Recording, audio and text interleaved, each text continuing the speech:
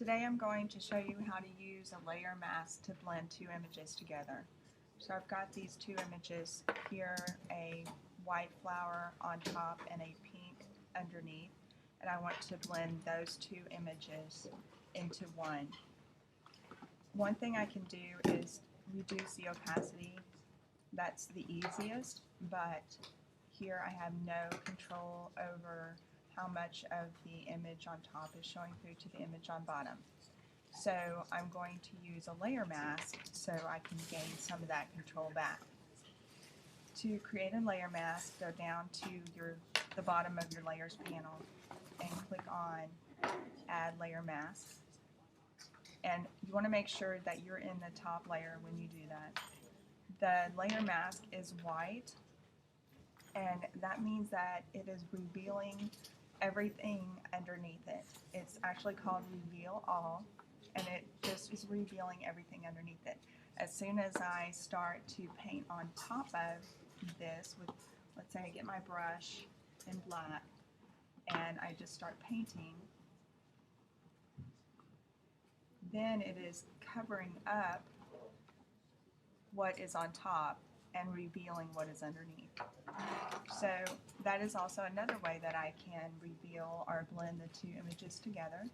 I'll undo that and show you some options with your brush.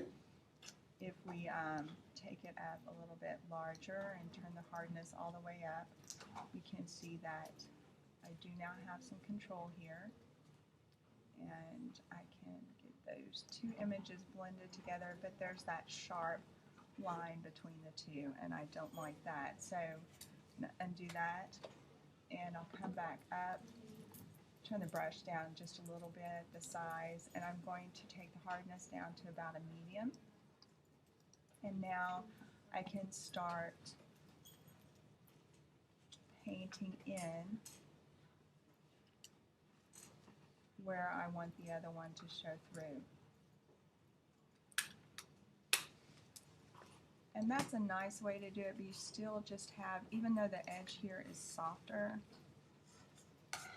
it still is not blending as much as I'd like. But take a look over at your layer mask here in the layer, and you can see where I've painted. The darker edges is where more of the image is showing through. So I'm going to try something different. I'll back out of that. And now I'm going to use my gradient tool. The gradient tool is located underneath the paint bucket. I'll grab that and set it to default. And you'll notice that now when I drag across, I get a better blending effect with that one underneath. Undo that, and I'll come over here. And the effect depends on how far you drag your mouse, as well as where you start dragging. So let's say I start dragging in the middle, as opposed to dragging in a corner. Now you'll notice that whenever I use the gradient tool, if you look over at the mask over here in the layer, you can see where the dark and white areas are. That means where the picture is showing through. The dark is where the picture is showing through, and the white is where the top picture is. So let's say I really want the bottom picture to show through over on the right side as well. So I'm going to click and drag here. Well, the area on the right is no longer showing through because that gradient replaced the gradient before it.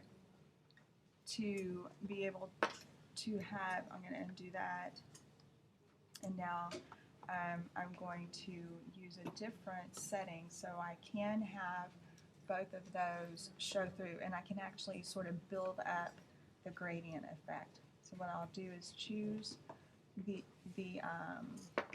setting up here that is called foreground to transparency.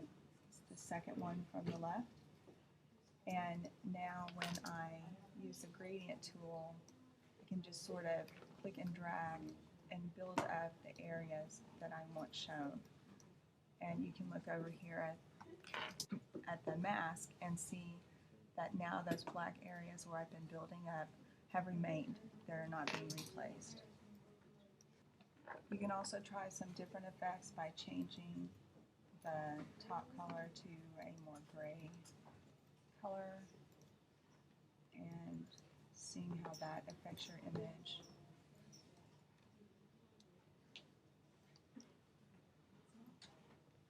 And once you get something close to what you want, you can go back with a brush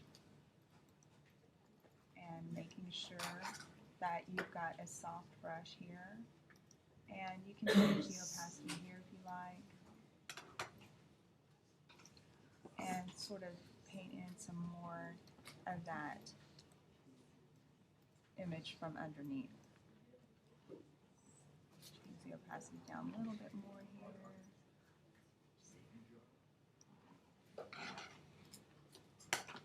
So now go ahead and practice on the file that you have, and then go find 2 images of your own that you'd like to do this with.